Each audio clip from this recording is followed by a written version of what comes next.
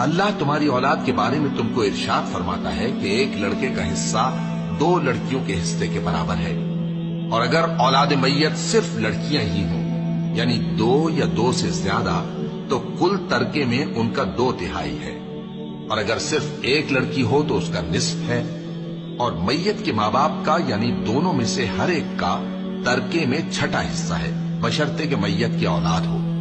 اور اگر اولاد نہ ہو اور صرف ماں باپ ہی اس کے وارث ہوں تو 1/3 ماں کا حصہ ہے، اور اگر میت کے بھائی بھی ہوں تو ماں کا 6واں حصہ ہوگا۔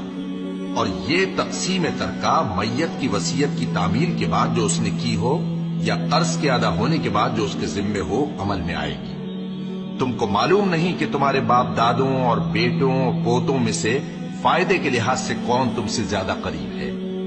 یہ حصے اللہ کے مقرر کیے ہوئے ہیں، اور اللہ سب کچھ جاننے والا ہے، حکمت والا ہے۔